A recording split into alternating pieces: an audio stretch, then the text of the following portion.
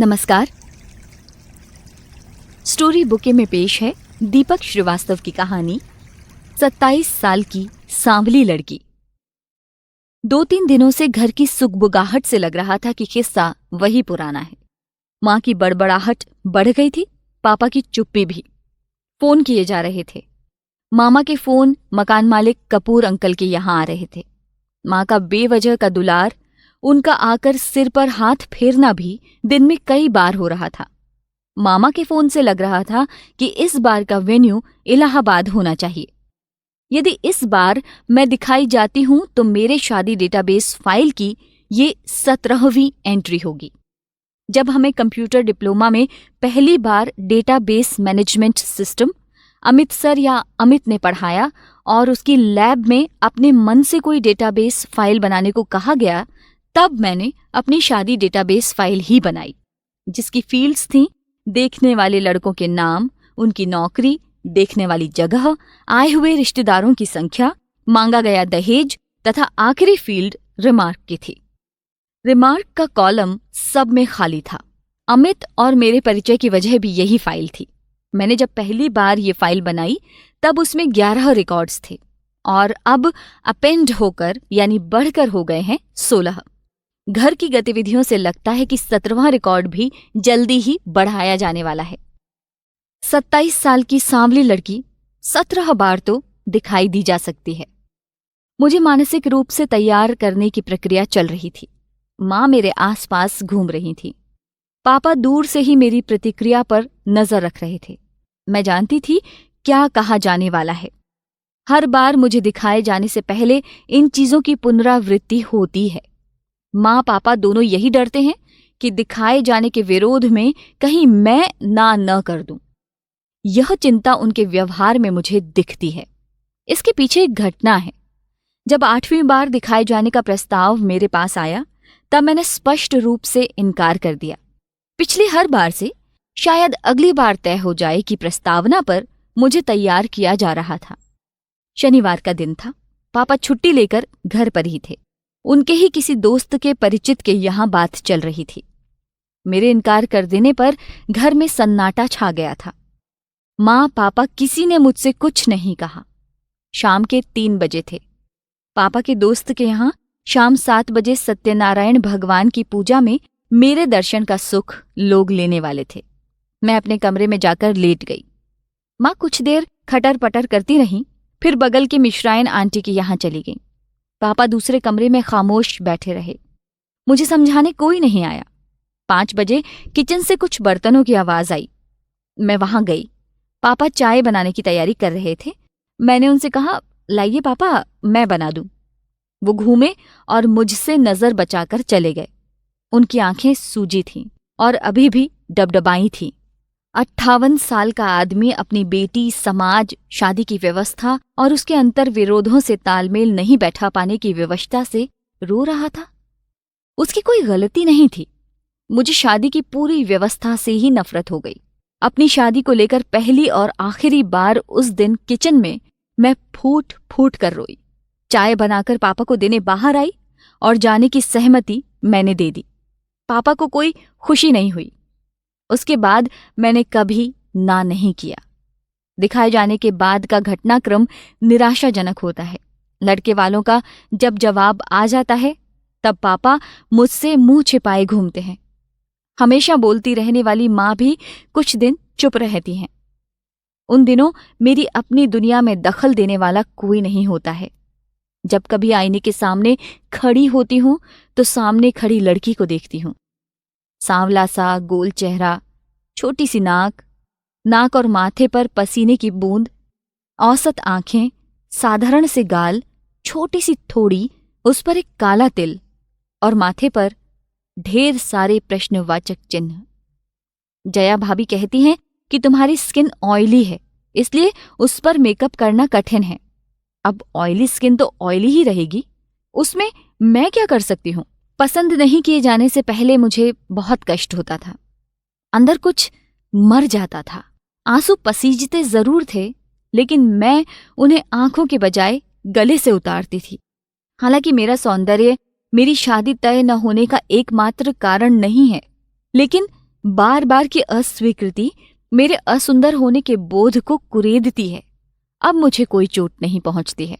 मैं सबको माफ भी कर देती हूँ, उन सभी लड़कों को भी जो मुझे देखने आते हैं, उनके माँ बाप, भाई बहन, बहनोई, चाचा चाची, बुआ फूफा, मौसा मौसी, लड़के के दोस्तों, भाइयों के दोस्त, बहनों के दोस्त, दोस्त के दोस्त, सभी को मैं माफ कर देती हूँ। ईश्वर से भी उनको माफी दिलवा देती हूँ। ईश्वर में मेरी अब कोई निजी श्रद्धा तो नहीं है, फिर भी उनका अपना ईश्वर तो होगा। माँ दोपहर में मेरे पास आई। बिना किसी भूमिका के उन्होंने कहा, राजिंदर ने इलाहाबाद में एक लड़का देखा है, लड़के वाले तुम्हें देखना चाहते हैं, रविवार को इलाहाबाद चलना है। थोड़ी देर वहीं बैठी रही, फिर मेरे बाल सहलाने लगी। मैं माँ के कष्ट को समझती हूँ। मेरी माँ समझौते कम ही करती हैं। हम लोगों के लखनऊ में बसने का निर्णय उनका ही था। गांव के खेत बेचने का निर्णय भी उन्हीं का था। चाचा इससे नाराज भी हो गए और गांव से हमारे संबंध खत्म हो गए। माँ ने किसी की परवाह नहीं की थी। मेरी शादी ही मेरी माँ के लिए अविजित लक्ष्य बन गया है। माँ ने तो अब आस पड़ोस और रिश्तेदारियों में जाना भी कम कर दिया है। जहां भी जाते हैं लोग मेरी शादी की चर्चा छेड़ देते हैं, कुछ लोग जानकारी के लिए और कुछ लोग जानबूझकर। शाम तक जया भाभी भी आ गई। वो मेरी सौंदर्य विशेषज्ञा हैं। माँ ऐसी किसी जरूरत में उन्हें बुला लेती है। मेकअप के कुछ टोटके वो मेरे साथ करती हैं। पिछली कई बार से उनकी मुख्य सलाह यही थी कि मैं अपने लंबे और काले बाल कटवा लूं। उनके अनुसार इससे मेरा चेहरा और निखर जाएगा। मैंने इसके लिए ना कर दिया। सौंदर्य प्रतिमान में आने वाले एकमात्र घटक से अपने आप को मैं कैसे वंचित कर सकती हूं। सुबह नींद जल्दी खुल गई। आज अमित से भी मिलना है। पापा कमरे में बैठे चाय पी रहे थे। वो बहुत सुबह ही उठते हैं, टहलने जाते हैं और उधर से दूध लेकर आते हैं। माँ देर से उठती है। सुबह की चाय पापा ही बनाते हैं। पापा के लिए सबसे बड़ा मनोरंजन छज्जे पर बैठकर चाय पीना और अखबार पढ़ना है। अखबार अभी आया नहीं था। पापा खाना खाकर 9 बजे साइकिल से दफ्तर निकल जाते हैं। पापा अभी साइकिल से ही चलते हैं। उसका कारण मेरी शादी है। पिछले 10 वर्षों में मेरे घर में कोई पूंजी निवेश नहीं किया गया। मेरे घर में अभी भी ब्लैक एंड व्हाइट टीवी है। केबल कनेक्शन तक नहीं है। पिछले 10 वर्षों से हर खर्च इसलिए रोका गया कि रज्जो की शादी के बाद ही कोई नया सामान घर में आएगा। पापा 2 साल बाद रिटायर हो जाएंगे। पापा मत्स्य विभाग में लिपिक हैं। उनके जीपीएफ अकाउंट में पिछले महीने तक 3,27,840 रुपए हैं। मेरे अर्थात कुमारी सविता उर्फ रज्जो की शादी के लिए खोले गए अकाउंट में 2,24,342 रुपए हैं। यही मेरे परिवार की कुल जमा पूंजी है। गांव से आने के बाद हम पिछले 22 साल से इसी किराए के मकान में रह रहे हैं। मेरी शादी के बाद ही किसी मकान के बारे में मेरे घर वाले सोच सकते हैं। मैं पापा के करीब आ गई। पापा दूर आकाश में देख रहे थे। मेरी शादी की असफलता के लिए पापा अपने आप को दोषी मानते हैं। उन्हें लगता है कि अगर उनके पास ज्यादा पैसा रहता तो मेरी शादी हो जाती। लड़के वालों की मांग जब उनकी सीमा में नहीं रहती तब बेबस हो जाते हैं। अपना सब कुछ देने को तैयार होने के बावजूद लड़के वालों की मांग की भूख खत्म ही नहीं होती है। पापा पिछले 10 सालों से या शायद मेरे पैदा होने से ही सिर्फ और सिर्फ मेरी शादी के बारे में ही सोच रहे हैं। उनके जीवन की धुरी मेरी शादी के इर्द गिर्द ही घूम रही है। पापा मुझे बेहद प्यार करते हैं, शायद भैया से भी ज्यादा। पापा ने आज तक मुझे किसी काम के लिए मना नहीं किया, कंप्यूटर डिप्लोमा के लिए भी नहीं।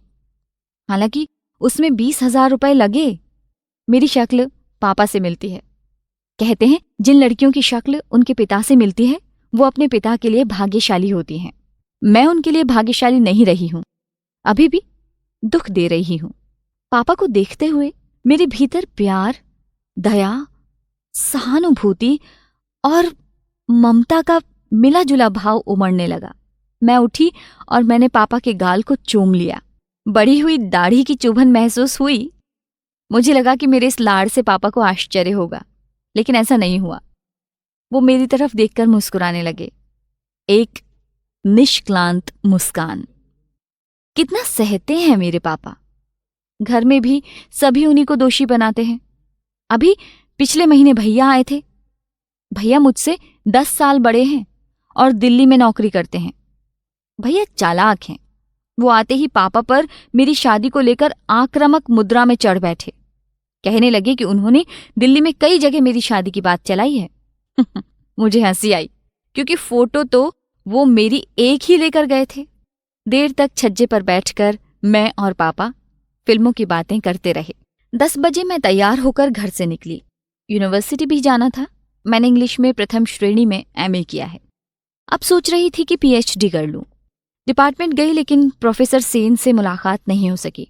अमित से भी ग्रीन हट में मिलना तय था। इंस्टीट्यूट गई। अमित अभी क्लास ले रहा था। मैं लाइब्रेरी में बैठ गई। उससे मिलने की ये मेरी दूसरी पसंदीदा जगह है। वहां पता लगा कि उसको अभी 2 क्लास और पढ़ाना है, इसलिए मैं घर आ गई। उसने कंप्यूटर विज्ञान में BTech कर रखा है। वो यहाँ पिछले 2 सालों से पढ़ा रहा है।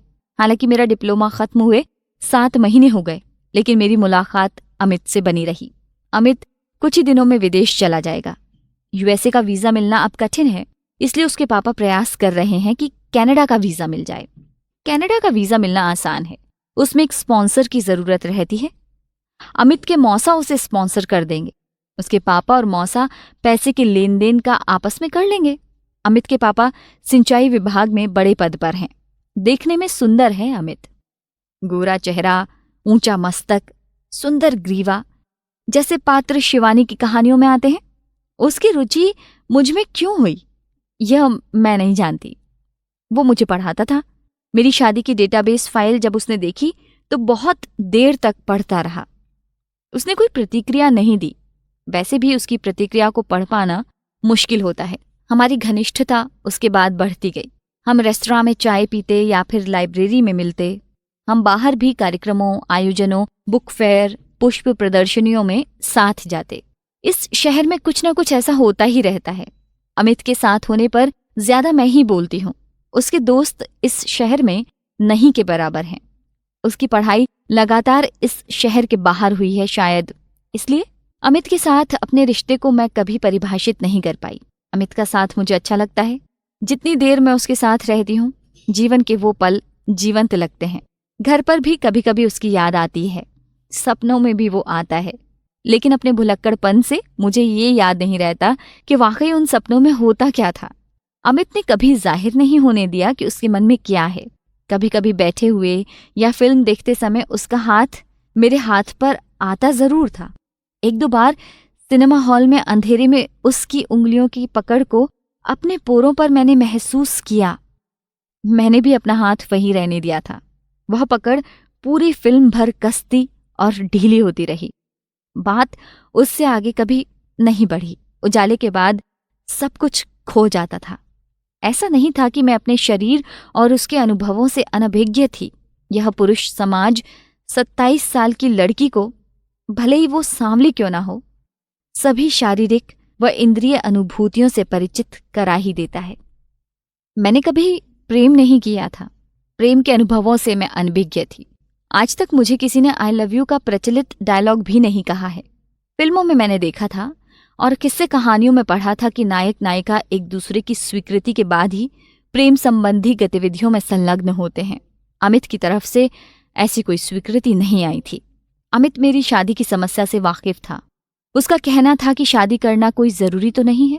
मैं उसे समझा नहीं सकती थी कि जिस समाज में मैं रहती हूँ वहां शादी करना कितनी बड़ी बाध्यता है। एक दिन उसने पूछा कि लड़के वाले किस तरह के सवाल करते हैं। मैंने उसे तरह तरह के सवालों के बारे में बताया। वैसे भी इस क्षेत्र में मैं काफी अनुभवी हूं। तब उसने कहा कि जब कोई लड़का ज्यादा सवाल करे तो थोड़ी देर बाद तुम कहना, जरा आप खड़े होइए। वह कहेगा क्यों? तो तुम कहना, आपके पीछे दुम है क्या? अभी मुझे हिलती हुई नजर आई थी। मुझे बहुत हंसी आई। आज अमित से मैं मिल भी नहीं पाई। मैं उसे बता भी नहीं पाई कि कल मुझे इलाहाबाद जाना है, अपने 17वें अभियान पर। हम सुबह की गाड़ी से इलाहाबाद पहुंच गए, मैं, माँ और पापा। मामा माँ से काफी छोटे हैं। मामा मामी माँ की इज्जत करते हैं। मामी माँ के सामने बैठती तक नहीं है। मुझे दिखाने का कार्यक्रम शाम 5 बजे सिविल लाइन वाले हनुमान मंदिर पर था। मैं यहाँ दूसरी बार दिखाई जा रही थी। मंदिर के जोग्राफिये से मैं वाकिफ थी। मुख्य मंदिर के पीछे एक पार्कनुमा जगह है, यहाँ लोग बैठते हैं। हम लोग शाम को यथा समय पहुंच गए। करीब आधा घंटे बाद वो लोग दिखे। मामाजी और पापा उन्हें ससम्मान बुलाकर लाए। लड़का क्या, वो आदमी जैसा था। मैं ही कौन सी शोडसी थी। उसके साथ उसके पिता, माँ, भाई, शादीशुदा बहन और उसका पति था। औपचारिक बातचीत होने लगी। मैंने हल्के फिरोजी रंग का सूट पहना था और अधिकांश समय मेरी गर्दन नीचे ही थी। लड़के का पिता बेवजह ठहाके लगाकर हंस रहा था।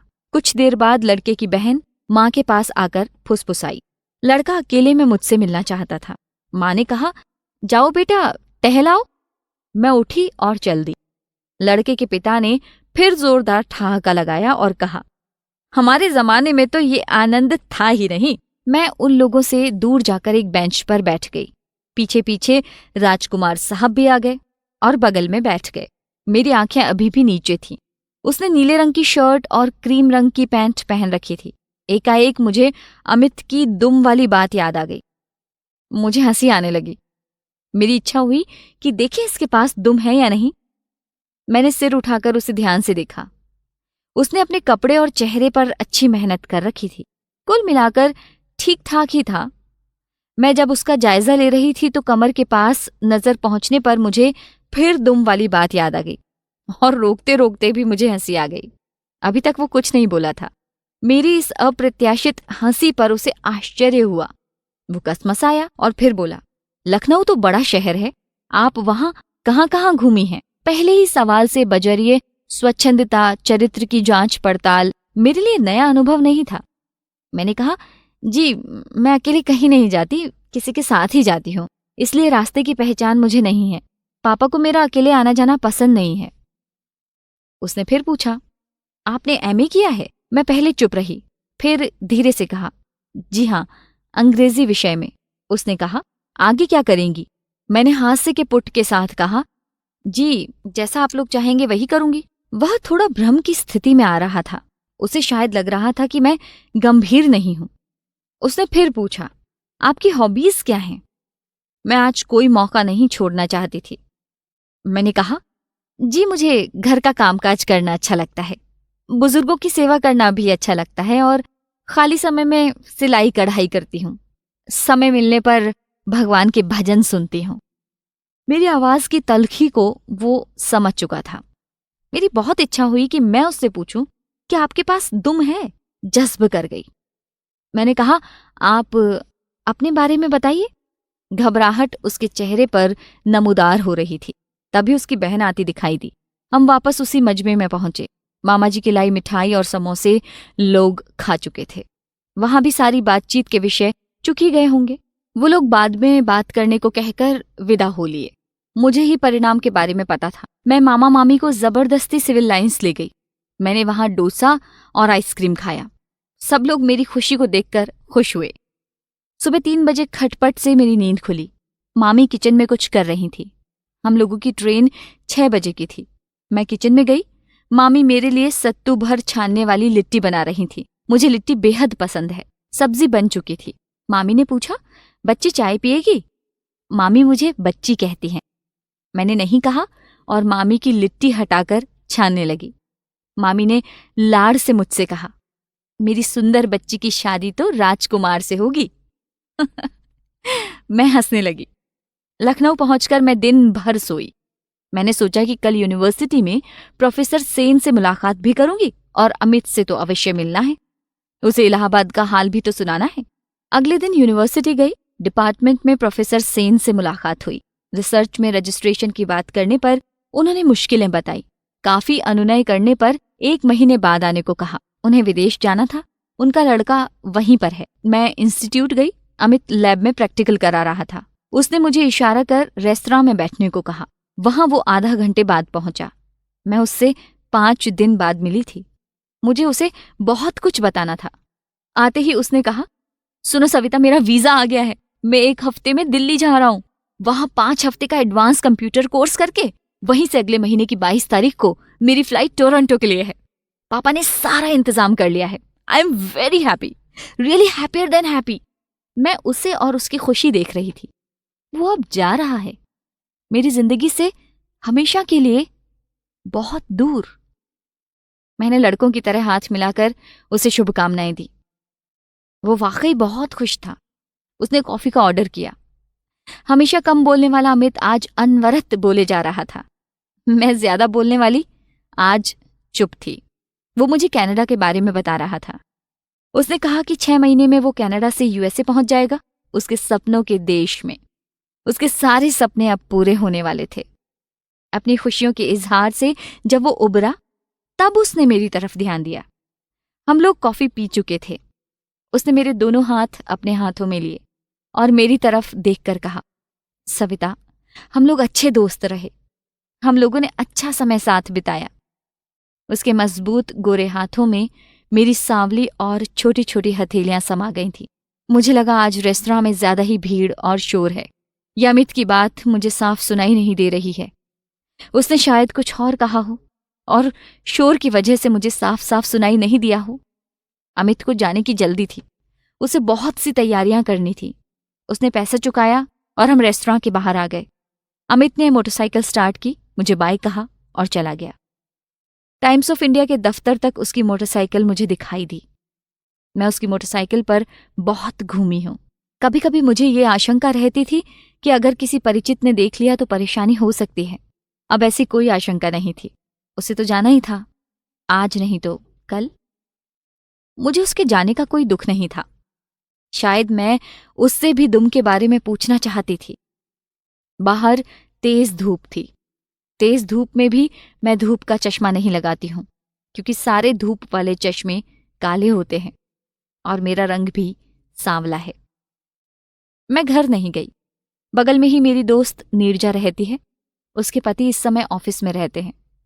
उसकी 3 साल की लड़की सोनू है। उसके लिए मैं बड़ा चॉकलेट लेकर गई। फिर वो मेरे पीछे पीछे मौसी मौसी कहकर घूमती रही। मैं उसके साथ दोपहर भर खेली, बेगम अख्तर के गाने सुने और नीरजा से नूडल्स बनवा कर खाया।